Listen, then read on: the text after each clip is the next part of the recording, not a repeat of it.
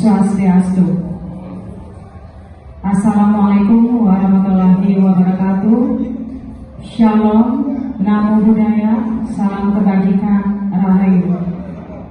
Sebelumnya yang saya hormati kepada semua wakil kepala sekolah yang telah hadir pada hari ini beserta Ibu narasumber kita, yaitu Ibu Desa Made Intariani sebagai calon guru penggerak yang akan berbagi praktek baik pada kita semua di kegiatan Kombel Komunitas Belajar Narasidi terkait dengan penyebaran budaya positif di SMP Negeri 1 Ubud.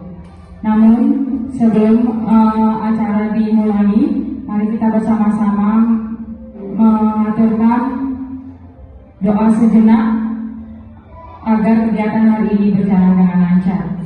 Mohon izin saya memimpin doa, berdoa menurut agama dan keyakinannya masing-masing. Berdoa dimulai.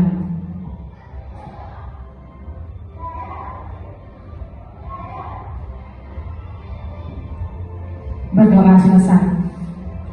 Untuk kegiatan pertama, saya berikan kesempatan kepada Bapak Dewa Adjano untuk menyampaikan sepatah dua patah kata untuk mengawali kegiatan kita hari ini sebelum diserahkan nanti ke Ibu narasumber kita. Kepada Bapak, saya persilakan. Membuka turnamen di lapangan Astina Ubud, kami diberi tugas untuk ini. Kita semua bersama-sama berpartisipasi dalam rangka mensukseskan teman kita yang sedang mengikuti program calon guru penggerak. Semoga semuanya sukses. Dan hari ini dia akan membagikan praktek baik budaya positif yang telah dia lakukan bagi kita semua untuk baikan dan proses pembelajaran di sekolah kita berjalan lebih baik. Terima kasih sebelumnya kepada narasumber yang telah bersedia untuk berbagi praktek baik di lingkungan SMP Negeri 1 Ubud. Saya sebagai teman sejawat dan aktivitas akademik di sini selalu mendukung kegiatan ini supaya bisa berjalan lancar. Terima kasih. Ketahui bahwa beliau sedang mengikuti program calon guru penggerak. Kepada Ibu, waktu dan kesempatannya saya persilakan.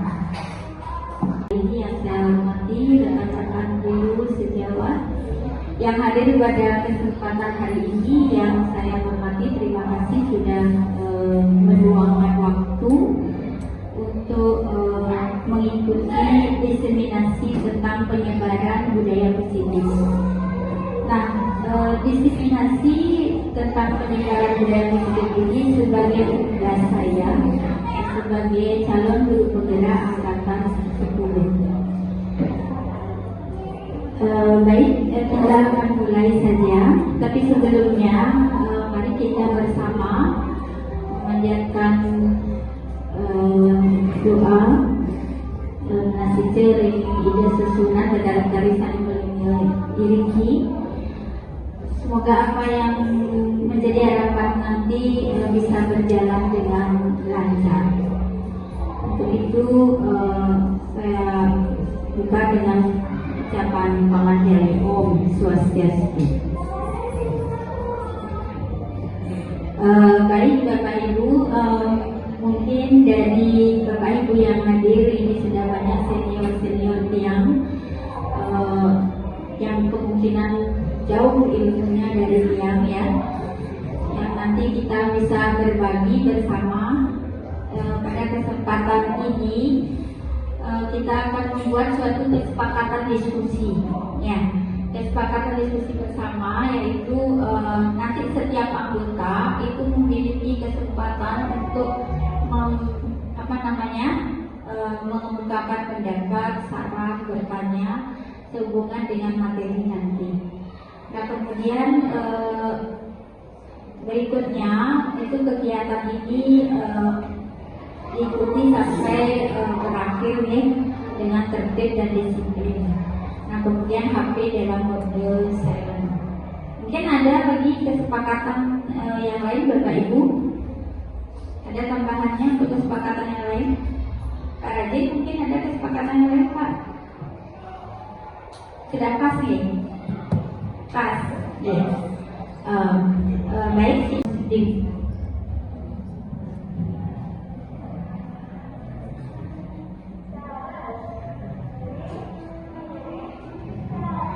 Kemarin di komunitas belajar itu Pak Dewan Yano menyebut di sana sudah pernah tentang disiplin positif nih di komunitas belajar. Ternyata itu berbeda antara budaya positif dengan disiplin positif. Nah, apa itu budaya positif, Bapak Ibu? Nah, selanjutnya di dalam budaya positif itu ada apa saja? Nah, ternyata konsep daripada budaya positif ini cukup banyak. Ini mulai dari disiplin positif. Nah, kemudian alurnya seperti itu ya. Disiplin positif, kemudian ada nilai-nilai kebajikan, motivasi perilaku manusia, kebutuhan dasar manusia, kemudian ada keyakinan kelas, posisi kontrol kita sebagai guru, dan ada di sana restitusi, restitusi. Nah, itu semua merupakan alur daripada budaya positif. Kita akan bahas satu persatu. Kemarin dalam kegiatan sebelumnya ini sudah banyak dibahas oleh Pak Dewan Yano. Suatu pendekatan itu menerapkan disiplin diri pada anak itu tanpa hukuman atau tanpa hadiah. Nah, disiplin positif ini seperti biasa pasti harus diterapkan di dalam lingkungan sekolah maupun keluarga ya. Jadi dengan menerapkan disiplin positif ini diharapkan nanti tindakan kekerasan dapat dihindari. Lanjut saja ini. Nah, disiplin positif itu cara menerapkan disiplin yang mengajarkan kita untuk bertanggung jawab dan menumbuhkan kesadaran diri berdasarkan nilai-nilai kebajikan, Bapak Ibu. Nah, tentu Bapak Ibu sudah tahu nilai-nilai kebajikan itu yang mana saja mungkin Bapak Ibu? Nilai-nilai kebajikan yang dimaksud yang mana?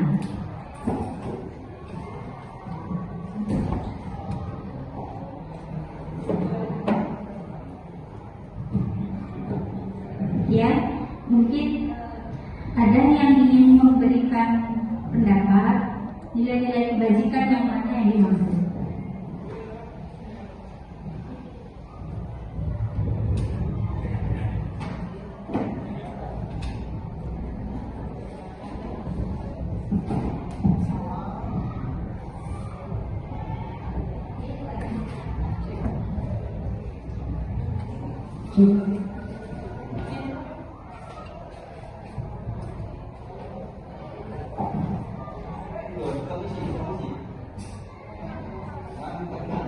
Terima kasih atas kesempatan yang sudah diberikan.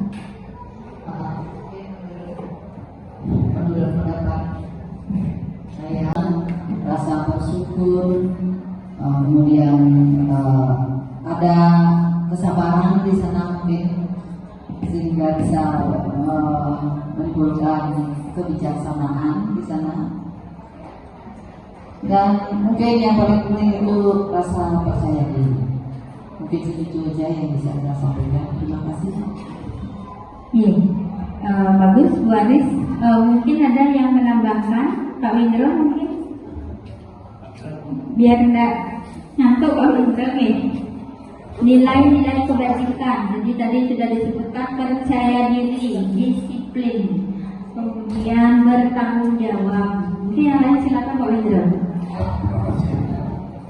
Ibu selaku guru calon enggak, kalau nilai positif menurut saya yang berkaitan dengan situasi dan kondisi di kelas, anak-anak sudah melaksanakan pertama sesuai dengan kepercayaan itu persembahyan begitu sambil seorang guru terhadap peserta didik atau muridnya ya. Jadi mulai dari disiplin diri, toleransi, tanggung jawab, kejujuran, ada percaya dirinya di sana, masih banyak lagi yang lain. Nah, baik, kita lanjutkan. Disiplin positif itu lebih ke arah disiplin diri yang dapat mengontrol diri dalam melakukan segala tindakan.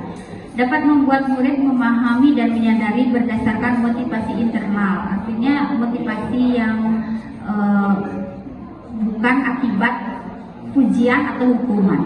Nah, terkadang anak-anak itu mau melakukan sesuatu itu karena dia ingin terhindar dari hukuman, Bapak Ibu ya. Jadi dia terpaksa melakukan. Jadi dia ingin dalam suasana yang nyaman, ingin terhindar dari hukuman. Dan dia juga terkadang melakukan sesuatu karena ingin mendapatkan pujian, mendapatkan penghargaan. Nah, itu biasanya motivasi seperti ini itu bertahannya jangka pendek, Bapak Ibu. Baik, kita lanjutkan. Dan memang seperti itu dalam penanganan kasus itu pemberian hukuman atau konsekuensi pada anak itu biasanya bertahannya dalam jangka pendek. Nah, mari kita tanyakan diri kita sendiri ya, bagaimana kita berperilaku. Mengapa kita melakukan segala sesuatu? Apakah kita melakukan sesuatu karena ada dorongan dari lingkungan atau ada dorongan yang lain? Terkadang kita melakukan sesuatu karena kita menghindari rasa sakit atau ketidaknyamanan. Terkadang kita juga melakukan sesuatu yang untuk mendapatkan apa yang kita mau. Nah, pernahkah Anda melakukan sesuatu untuk mendapatkan senyuman atau pujian dari orang lain, atau untuk mendapatkan hadiah, untuk mendapatkan uang? Nah, apalagi kira-kira alasan kita untuk melakukan sesuatu. Mungkin ada Bapak Ibu berpendapat dari pernyataan-pernyataan tadi.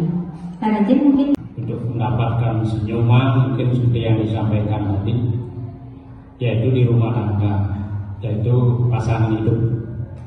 Bagaimana supaya dia bisa tersenyum, itu banyak hal yang bisa dilakukan. Contohnya, walaupun istri saya bukan orang yang matre, tapi manusia secara umum, kalau lemarnya lebih kencang, lebih nilainya lebih besar, itu biasanya senyumnya lebih lebar. Itu yang pertama. Yang kedua, perilaku-perilaku kecil yang bersifat memuji kepada orang lain. Saya ambil contoh istri sendiri, biar nggak mengambil orang lain. Itu juga akan menimbulkan senyuman-senyuman yang tulus, termasuk juga kita lebih dulu memberikan senyum, dan itu dengan mudah bisa dipraktekkan kepada anak-anak. Contohnya, kalau kita pas ada masalah di rumah, kalau sampai terbawa ketika masuk ke dalam ruang kelas, itu sangat sulit. Walaupun kita memotivasi dengan berbagai cara, kalau roman muka kita tidak menebarkan aura positif berupa minimal senyuman dari dalam, yang disebut inner beauty, kecantikan dari dalam, itu sangat sulit untuk memotivasi anak-anak untuk benar-benar gembira. Kalaupun dia kurang, ya ikut saja. Kalau tepuk pandu, ya ikuti saja seperti itu. Kalau memang ikhlas, biasanya ya tanpa disuruh mereka tepukkan. Dan itu kalau kita sebagai guru, Bapak Ibu yang lainnya, saya yakin pernah mengalami hal seperti itu. Cuman untuk menimbulkan momen-momen habis baca.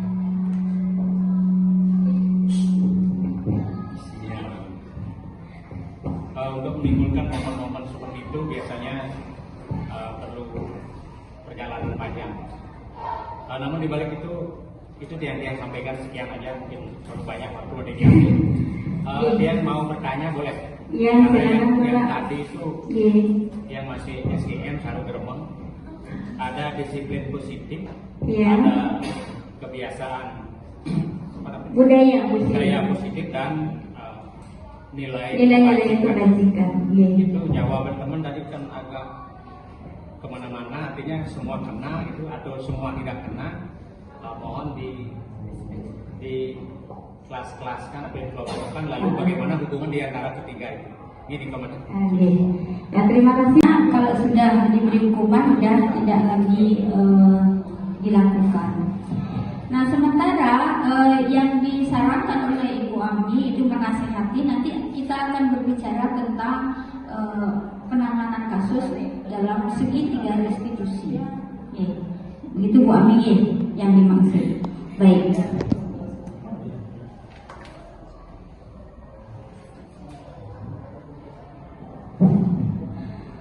Menurut Ki Hajar Dewantara bahwa untuk mewujudkan murid yang merdeka, kita harus murid itu harus memiliki disiplin yang kuat. Itu disiplin yang kuat ini berasal dari motivasi intrinsik, motivasi yang berasal dari dalam dirinya. Jadi tumbuhkan keyakinan pada diri anak, itu akan lebih melekat dan akan dilaksanakan dalam jangka waktu yang panjang. Kalau misalnya dia melakukan sesuatu hanya karena menghindari hukuman atau karena mendapat penghargaan atau pujian, itu biasanya bertahannya tidak begitu lama. Yang mana disiplin positif, yang mana nilai kebajikan. Tadi sudah dijelaskan dalam alur Pak Gi, bahwa dalam budaya positif itu banyak sekali konsep daripada budaya positif itu, di mana di dalamnya ada disiplin positif, ada nilai-nilai kebajikan, gitu. Ada kebutuhan dasar manusia sampai dengan segitiga restitusi. Jadi disiplin positif merupakan bagian daripada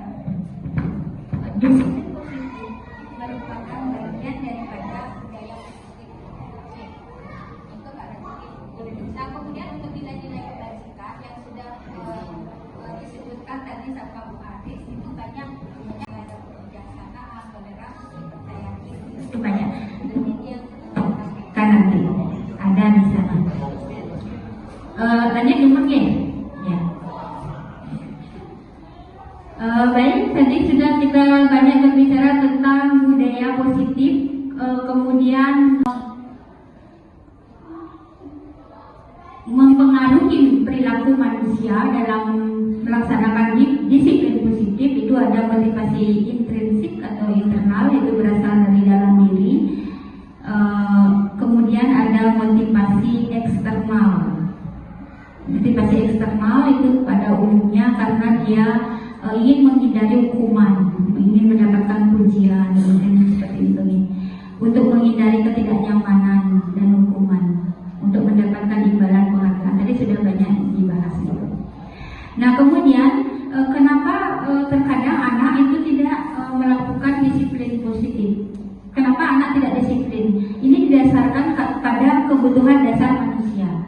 Jadi dia melakukan sesuatu itu karena berdasarkan kebutuhannya. Pertama, dia kebutuhan bertahan hidup. Kemudian kebutuhan akan kasih sayang. Dia ingin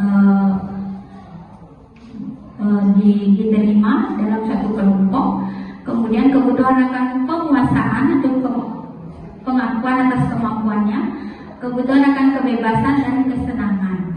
Nah, berdasarkan inilah, berdasarkan untuk memenuhi kelima kebutuhan ini, mereka terkadang tidak melaksanakan disiplin tersebut. Ya, seperti apa nanti kita akan jelaskan. Nah, kemudian berikutnya budaya positif yang lain, yang kemungkinan ini yang sudah sering sekali kita laksanakan di kelas, itu kita pembuatan keyakinan kelas. Jadi di SMP Negeri 1 Ubud, setiap wali kelas saya rasa sudah terbiasa melaksanakan atau membuat keyakinan kelas. Kalau di sini kita sebut kesepakatan kelas, ya, kesepakatan kelas. Untuk apa kira-kira kita membuat kesepakatan kelas tersebut? Ya. Jadi tujuan utama daripada kita membuat kesepakatan kelas itu adalah yang pertama untuk meningkatkan budaya positif ke sana, ya. Kemudian untuk menciptakan pembelajaran yang berpusat pada murid, menciptakan pembelajaran yang kondusif, dan melibatkan peserta didik untuk menciptakan kelas impiannya. Nah, itu tujuannya kenapa kita wali kelas itu bersama dengan siswa binaannya membuat membuat kesepakatan kelas bagaimana kita dapat mewujudkan kelas impian kita. Nah, seperti itu Bapak Ibu, mungkin yang sudah membuat kesepakatan kelas, tujuannya secara umum seperti itu. Nah, kemudian bagaimana langkah-langkah menyusun keyakinan kelas? Kalau kemarin saya sudah lakukan ini, dan Bu Rusmini juga di 7E yang dari pasang di kelas 7C sudah ada juga. Nah, sudah seperti biasa ini untuk langkah menyusun keyakinan kelas. Jadi menentukan aturan yang jelas dan relevan serta harapan yang positif serta menggunakan bahasa yang sederhana dan jelas. Nah, dalam hal ini penerapan keyakinan kelas itu harus konsisten. Ya, baik. Alur budaya positif selanjutnya. Nah, ini mungkin di posisi kita Bapak Ibu. Alur budaya positif selanjutnya adalah posisi kontrol seorang guru. Jadi Bapak Ibu bisa merenung dalam benak Bapak Ibu kira-kira. Terus bagaimana kita penerapan disiplin positif agar identitas kita sukses? Itu bisa dilakukan dengan konsekuensi dan restitusi. Nanti bagaimana itu segitiga restitusi supaya kita tidak memberikan hukuman pada peserta didik, itu nanti penjelasannya ya. Nah, coba kita renungkan bersama. Ini ada soal termasuk hukuman atau konsekuensi. Ya, silakan dibaca ya. Hukuman tapi bersifat edukasi. Ya, siswa itu akan melakukan hal tersebut sebagai hukuman, tetapi bisa dikatakan sebagai hukuman akibat dari pelanggaran yang dilakukan. Tetapi hukuman ini bersifat edukatif ya, sebagai konsekuensi dari hal-hal yang dilakukan yang tidak sesuai dengan disiplin. Kemudian mungkin lari itu semuanya bersifat hukuman yang memberikan edukasi terhadap siswa agar mereka tidak melakukan kesalahan untuk hari-hari berikutnya. Mungkin itu yang bisa saya sampaikan. Ya. Baik, pertama untuk Bu, lari mengelilingi lapangan basket itu hukuman juga ya. Kalau membersihkan jalanan yang dibuat di meja tulis, termasuk apa itu Bu Esa? Konsekuensi, ya. Nah, kemudian murid diminta untuk push up, ya, hukuman, ya. Menggantikan kertas tugas teman, itu adalah konsekuensi. Nah, jadi Bapak Ibu sudah bisa membedakan yang mana hukuman dan konsekuensi. Nah, jadi sekali lagi hukuman itu identitas gagal Bapak Ibu ya. Jadi hindari hukuman, baik. Nah, biar tidak selanjutkan kita diskusi dulu sebentar. Jawabannya silakan.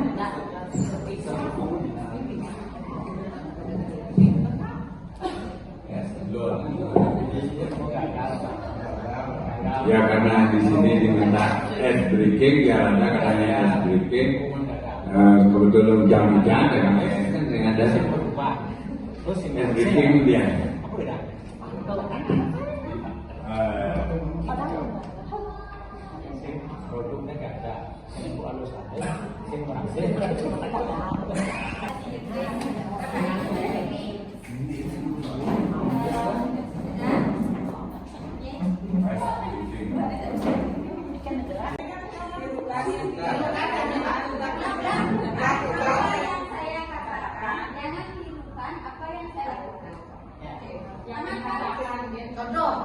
Contoh barang ke atas, semua kan dilakukan. Tangan ke atas, kemudian putar-putar, tangan ke atas, tangan ke atas.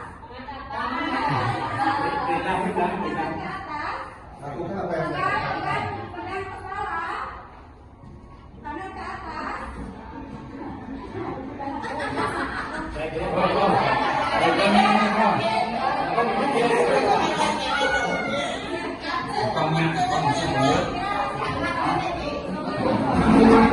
Thank you.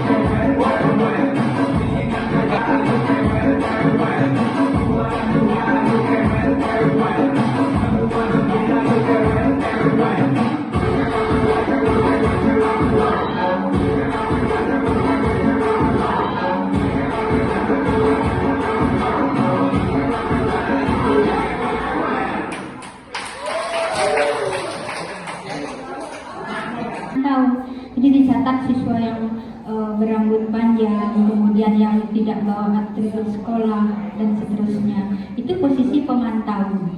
Nah, dampaknya menitik beratkan pada diri sendiri mendapatkan hadiah atau mendapatkan hukuman. Nah, kemudian posisi ini kamu bagus sekali pembuat masalah. Alur budaya positif yang terakhir itu adalah segitiga restitusi. Ya, kemarin dalam penilaian kinerja itu Bu Aris ya dapat tentang restitusi nih dalam penilaian kinerja. Ada disiplin positif, ada restitusi kan nih. Nah, dalam penyelesaian masalah itu kita menggunakan 3 tahapan, yaitu yang pertama menstabilkan identitas, kemudian validasi tindakan yang salah, dan menanya yang dikatakan oleh Bu Rusmini. Nah, mungkin ada tambahan, jadi pada posisi kontrol yang mana Ibu Dani tersebut? Ya, menurut yang posisi di sana Ibu Dani itu dia sebagai salah satunya itu mungkin sebagai penghukum. Ya, misalnya memberikan secara tidak langsung kalau kita menyuruh siswa yang tidak bisa menjawab itu ke depan kelas, itu secara tidak langsung kita sama dengan mempermalukan dia di depan teman-teman yang lainnya. Jadi kita menjudge dia bahwa kalau dia tidak lain-lain berarti dia tidak bisa, pasti tidak bisa menjawab. Seperti ini. Nih, terima kasih. Diharapkan kita yang 3, 4, 5 dan nilainya 1, 2 itu yang 1 pasti udah dihilang. Ya, sebagai penghukum, kemudian kita memposisikan diri sebagai teman. Kalau kasus Bu Dani itu kita sebelum menyuruh ke maju ke depan, mungkin kita bisa memposisikan diri sebagai teman dengan mendekati pendampingannya. Kenapa dia fokusnya tidak sama dengan teman-temannya yang lain. Kemudian bisa kita nyari kebutuhan awal untuk anak itu, untuk si Fajar. Ya, karena sekarang kayaknya kan kita sudah memetakan kebutuhan belajarnya di awal. Sehingga kalau ada anak yang seperti itu, kayaknya kita harus ada waktu lagi untuk memetakan ulang daripada kebutuhan, apakah itu di kognitifnya, kemudian sikapnya, dan utamanya kesiapan belajar. Ya, nah itu mungkin diskusinya berkembang terus. Ini setelah dimotivasi oleh Bu Saintar, kemudian dari belajar di PMM, kemudian dengan melihat implementasi di kelas, kita akan berproses. Mudah-mudahan nilai kita, utamanya untuk pelaksanaan hukuman fisik itu merangkak naik terus. Kemudian juga yang lainnya, karena semua, nah ini endingnya untuk ke depan Bapak Ibu, survei linjarnya itu menjadi catatan penting. Contoh kalau misalkan ini asesmennya diambil dari disiplin positif. Kalau kita tidak sudah pasti kita tidak bisa menjawab, kemudian tidak bisa menjawab, raport sekolah dianggap tidak melaksanakan disiplin positif. Nah itu yang alurnya. Jadi hasil asesmen nasional yang anak-anak 50 sampelnya, kita tenaga pendidikan dan tenaga pendidiknya itu semuanya survei linjarnya. Nah ini harapan dia nanti ke depan jangan menjawabnya asal-asalan kalau kita memang masih ragu. Sehingga inilah yang perlu kita hidup bersama, kemudian belajar bersama di PMM, kemudian diskusi saling berbagi seperti kesempatan ini. Nah mungkin karena pas sekali dia laporkan untuk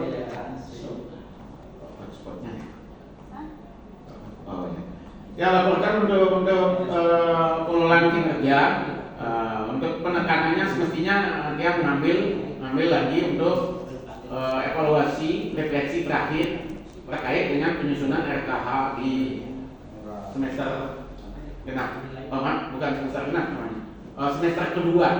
Jadi yang satu kan Januari sampai Juni. Kemudian untuk semester keduanya itu semester kedua bukan tahun ajaran, tahun anggaran bagi kita di pengelolaan. Itu dari Juli sampai Desember kita akan membuat HK baru, kemudian nanti observasi lagi, kemudian SKP-nya itu akan terbit dalam 1 tahun. Kemudian ini mohon dipahami Bapak Ibu, kalau yang udah mau nyingkun ke EBKN, kinerja BKN itu belum bisa karena kami belum ngirim. Kami belum ngirim ke dinas. Dinas nanti akan nyingkun juga. Kemudian semuanya nanti akan nyingkun seperti yang diinformasikan oleh pusat.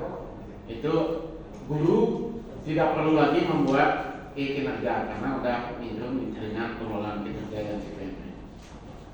Nah kemudian untuk ini perlu kita budayakan Bapak Ibu. Disiplin positif ini mulai dasarnya kita kalau kita udah memahami kebutuhan dasar manusia, kemudian ini menjadi dasar.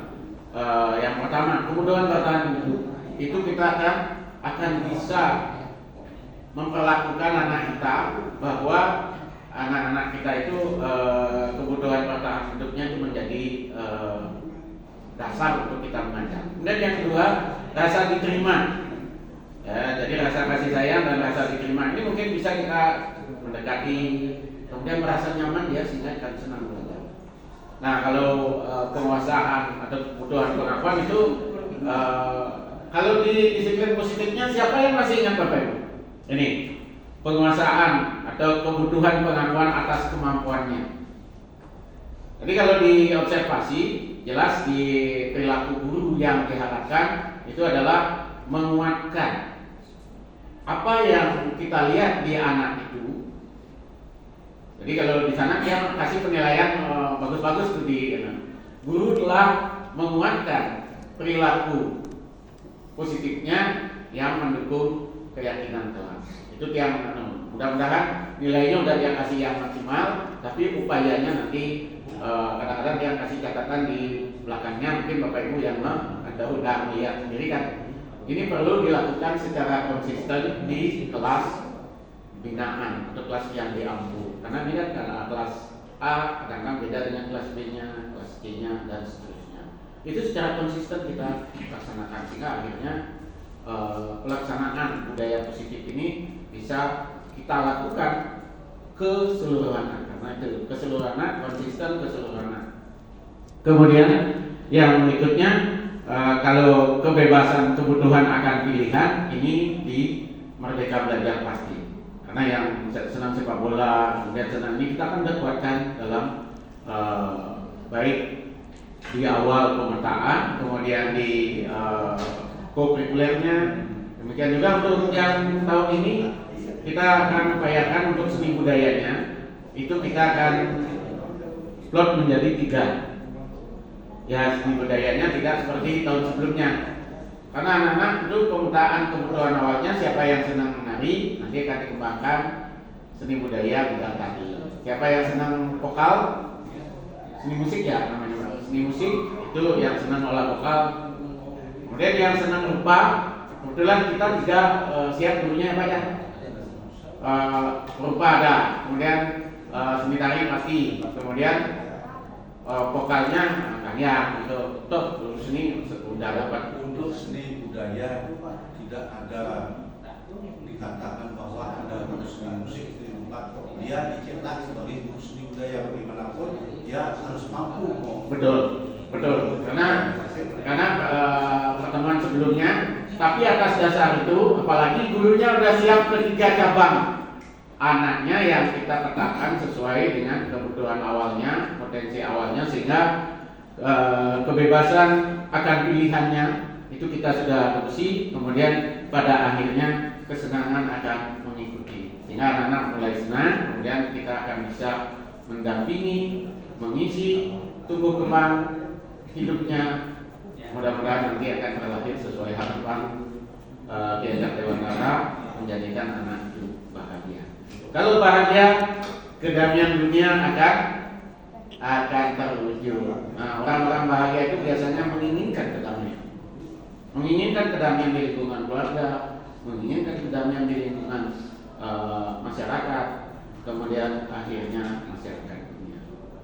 Nah, mungkin pola pikir seperti itu akan kita dapatkan dengan seringkali kita bertemu di komunitas belajar seperti ini. Ya sedikit demi sedikit, kemudian dulunya pasti teman-teman masih agak ragu terkait dengan ini.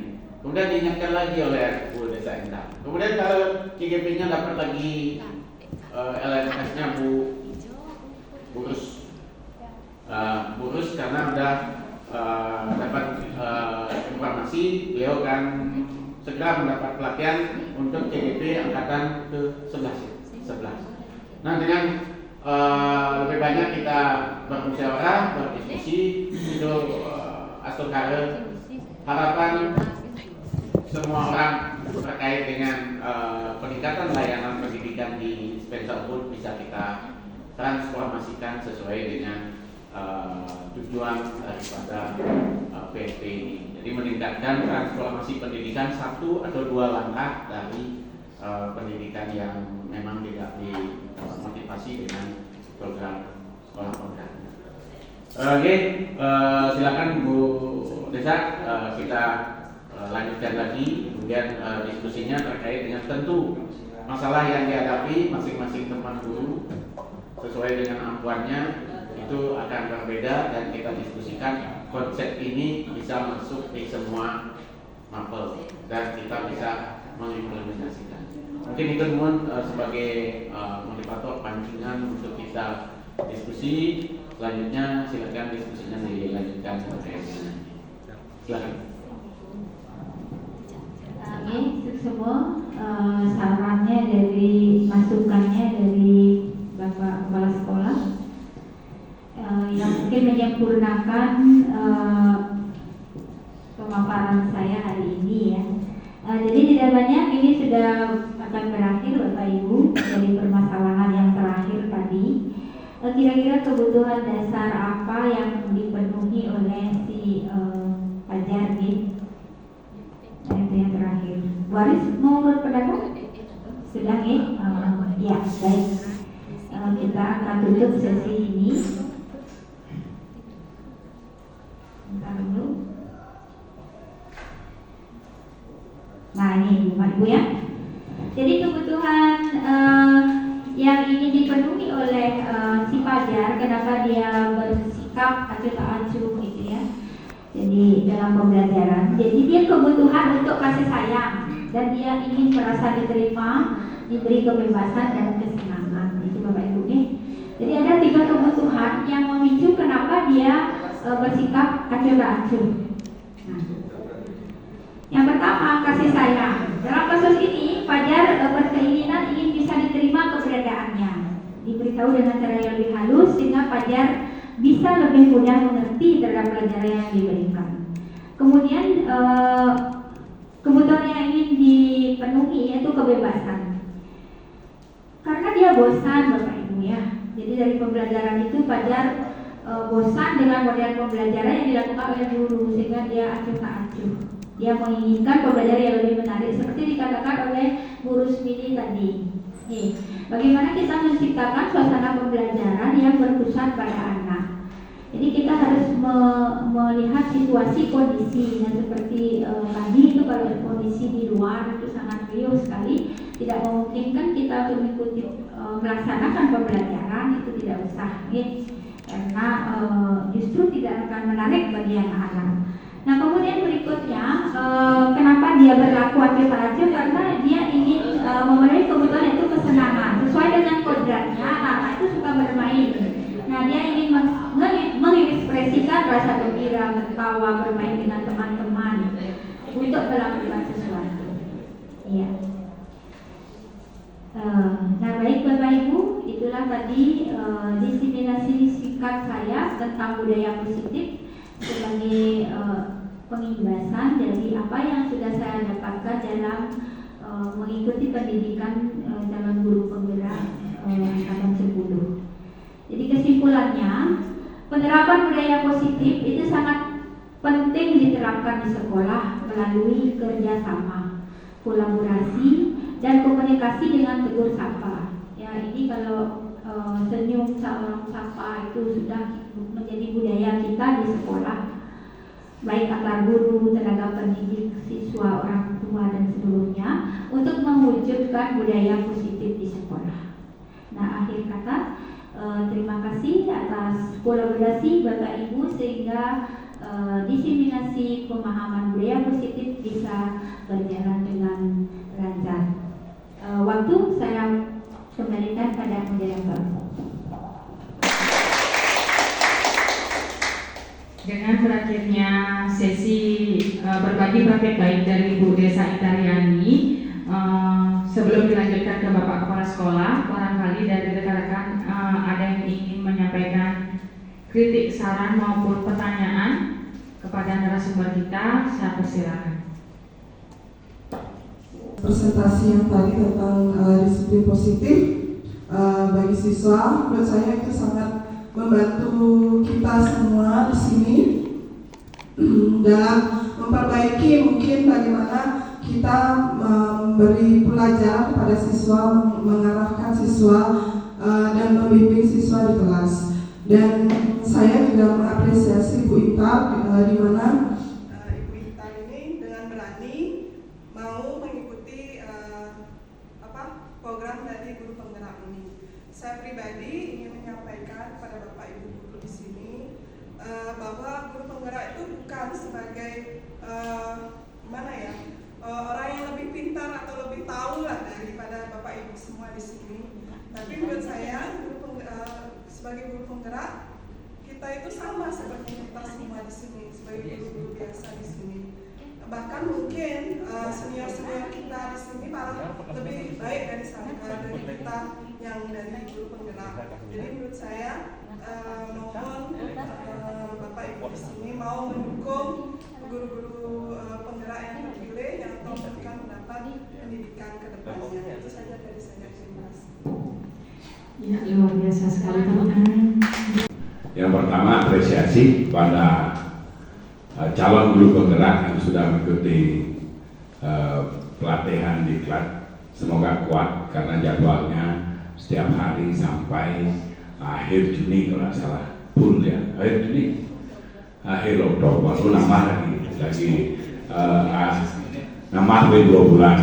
Tapi tidak apa-apa, kuat. Yang paling penting itulah kuat. Yang kedua, apresiasi juga Bu Rus yang nanti mungkin segera mengikuti pelatihan, sehingga kita di sini kalau lancar ada 3 guru penggerak nanti, Bu Jero, Bu Vitar, Bu Rus, sehingga syarat sebagai sekolah penggerak itu terpenuhi bahwa di sekolah penggerak mesti ada guru penggerak. Yang kedua, masalah disiplin positif. Disiplin positif adalah bukan hal yang baru, tetapi bagaimana kita mendisiplinkan anak sekarang mulai dari diri sendiri. Karena tadi sudah dimulai dari diri sendiri.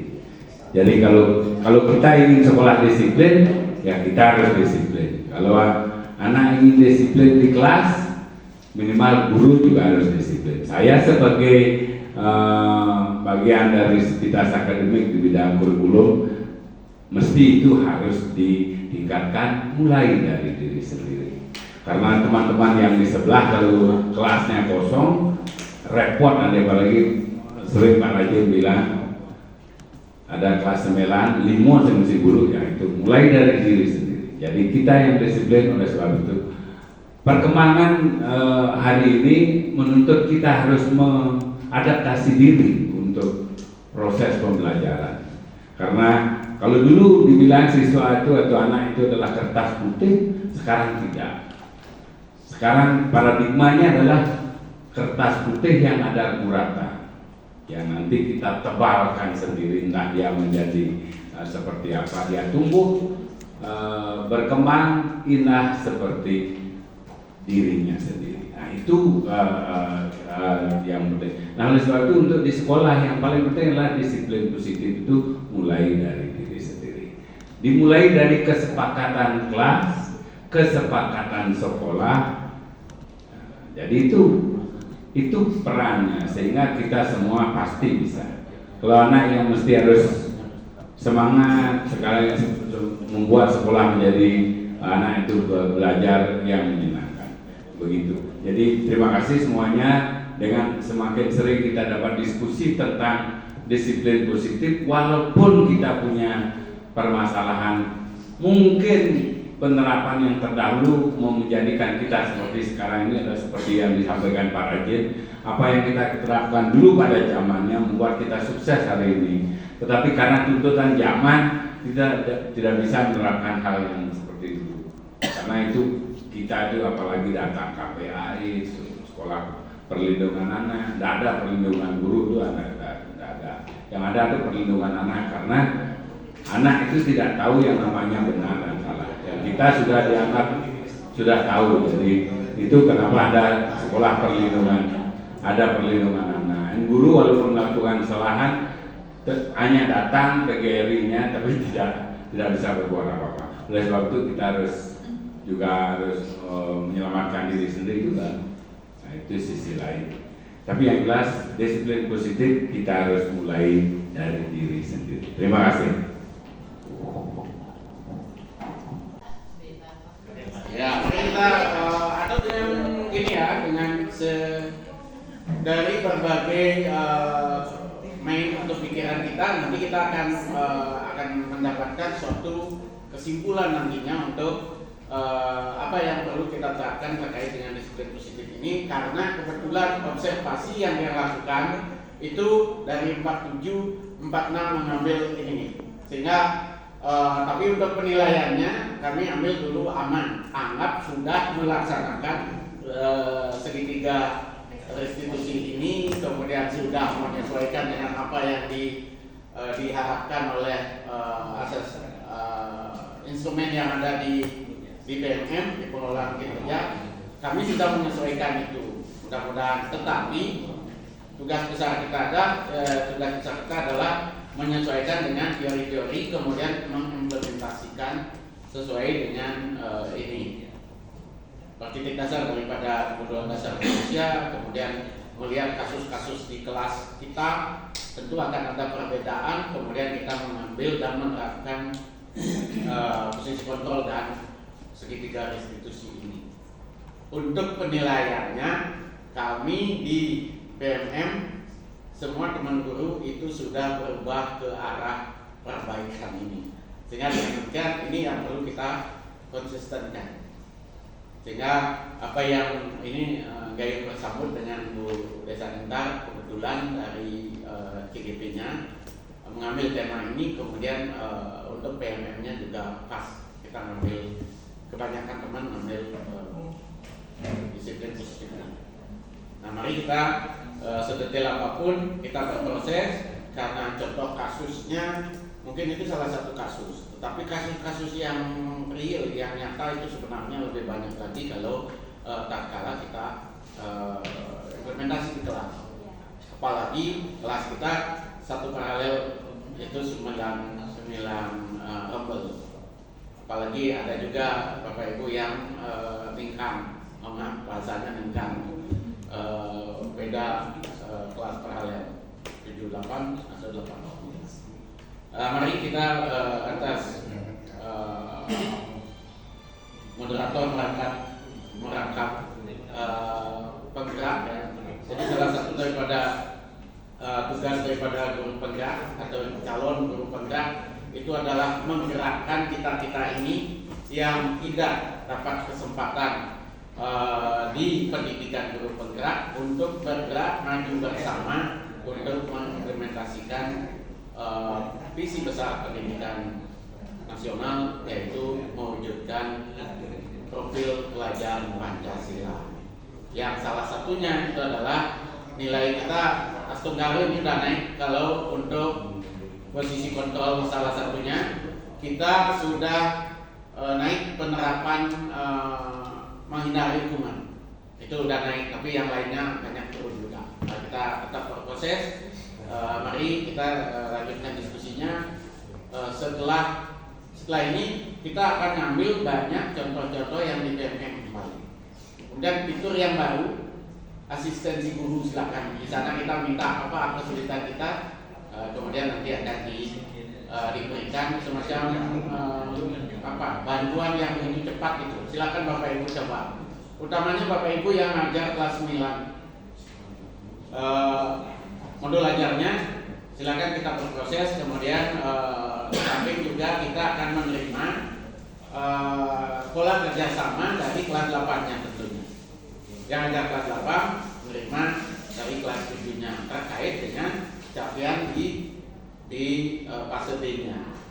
Tentu setiap anak ini akan karakteristiknya berbeda-beda, uniknya.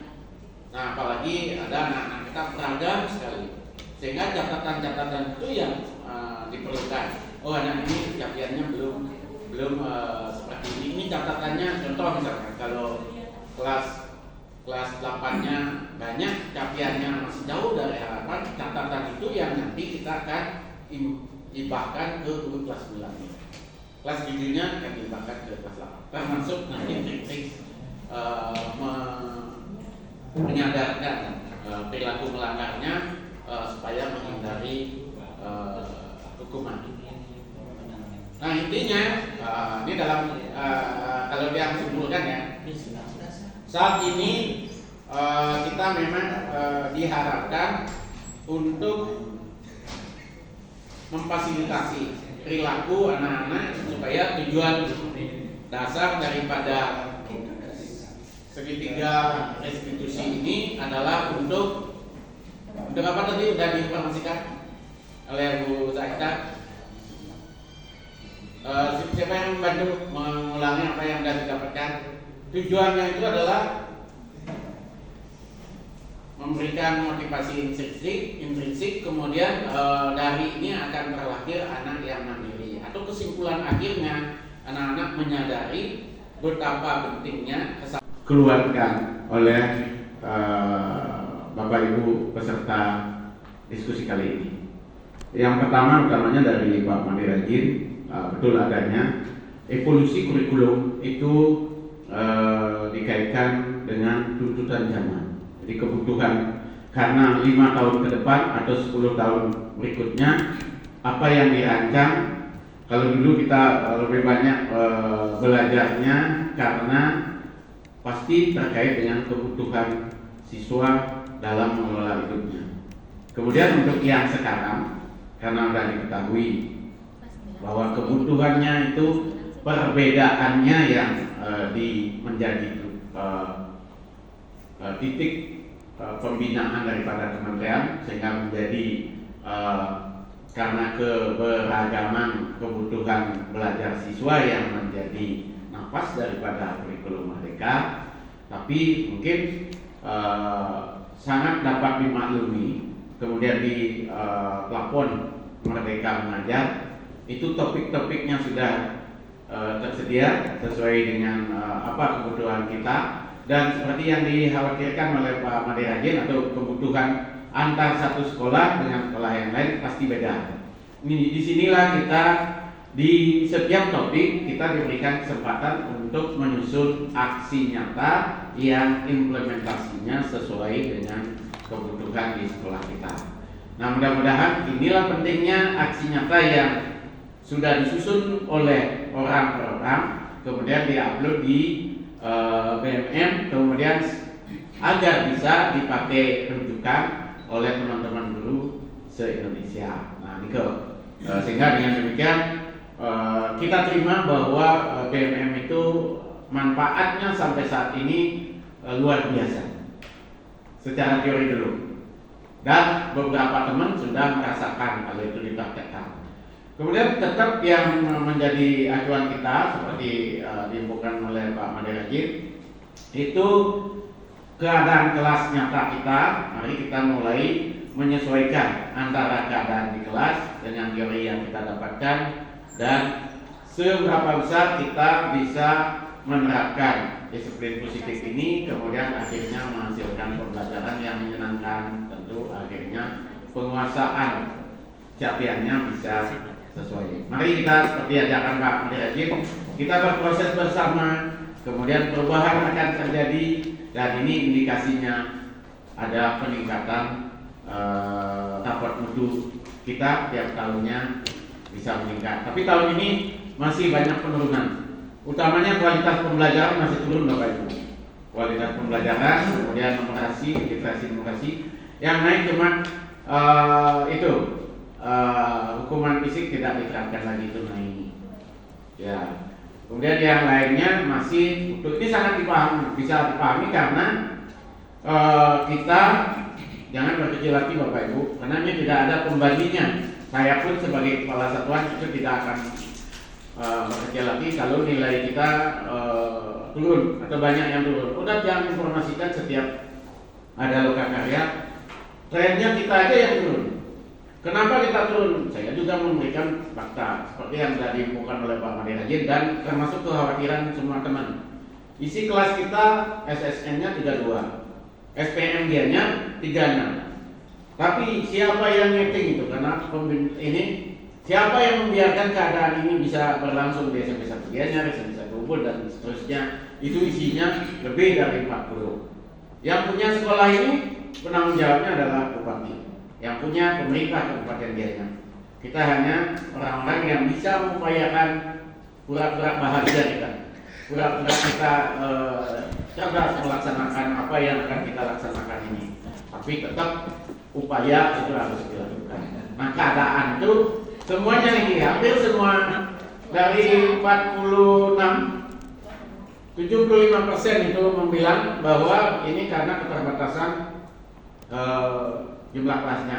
Tapi kalau ikut yang patok, nanti nilainya akan kita yang tidak mau belajar. Jadi di posisi 1 jadinya. Sadar bahwa sumber kesulitannya berada di luar kendali. Jadi itu yang menyebabkan. Yang posisikan di gurunya sudah sadar, berupaya untuk belajar tentang pembelajaran dan belajar terkait dengan topik yang dibutuhkan dari kesulitan. Nah itu.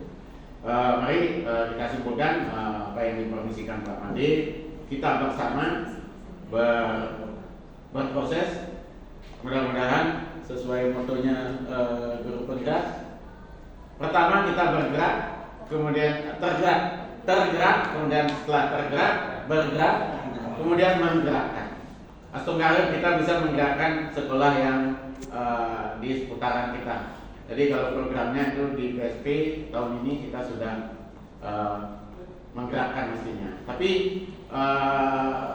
yang 2 kali kesempatan kita walaupun yang masih belum banyak, tapi udah ada 2 kesempatan untuk berimbas ke pengawas SMP, SMA, SD dan PAUD di Kecamatan Ubud, Tegalalang dan Payangan terkait dengan PBD-nya pada pertemuan yang beberapa minggu lalu.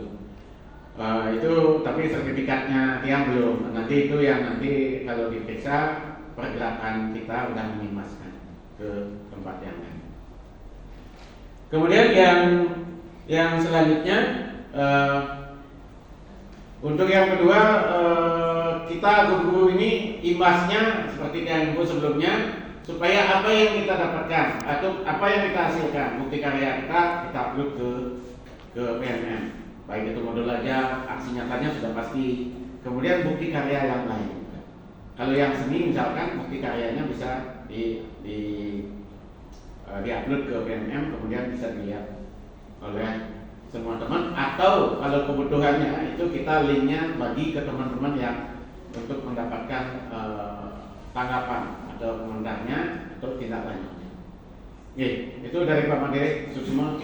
Kita mudah-mudahan bisa sesuai harapan bergerak, kemudian bergerak bersama untuk melakukan perubahan transformasi pendidikan di SMP 1 Ubud bisa berjalan. Walaupun keadaannya, jumlah kelasnya, kekhawatirannya untuk tahun ini, tapi udah nyetor kita ya. Nyetor kebutuhan rombalnya kita hanya menyetorkan 32 kali 9 Pak Doyan. Berarti 288. Nah itu yang nanti akan masuk ke kuota di PPDB online. Nah perkara nanti ada bukaan kelas yang menyebabkan seperti sekarang ini mudah-mudahan bisa ditekan, karena dinas itu akan mempertemukan lurah yang membawahi zonasi banyak-banyak itu, kemudian kepala dinasnya bersama SD emasnya, SD pendukung. Nah itu akan dipertemukan, mudah-mudahan ada hasilnya. Kalau jalurnya masih sama, dan payung hukumnya yang dipakai itu juga belum ada perubahan sampai saat ini. Zonasinya mungkin masih mendominasi dengan 50%-nya. Itu untuk Pak Made, nanti kita bersama-sama. Ya. Zonasi terjauh. Tapi zonasi tiap tahun bisa berubah, itu SK Bupati. Karena sekarang PJ, apakah itu akan datanya yang tahun lalu itu berubah, itu tergantung dinamika yang berkembang dari Klian Banjar menuju ke ada di balik Klian Banjar itu ada figur-figur DPRD Kabupaten Gianyar. Kemudian akhirnya kadang-kala ada perubahan zonasi tiap tahunnya. Ini silakan Pak Made. Sedikit Pak. Ini fokus mengenai kepadatan. Ayo memilih apa